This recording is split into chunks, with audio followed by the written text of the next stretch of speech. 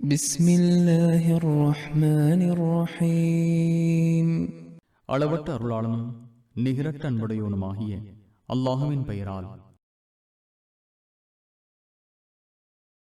ولئن أتيت الذين أوتوا الكتاب بكل آية ما تبعوا قبلتك وما أنت بتابع قبلتهم وما بعضهم بتابع قبلة بعض ولئن اتبعت أهواءهم من بعد ما جاءك من العلم إنك إذا لمن الظالمين.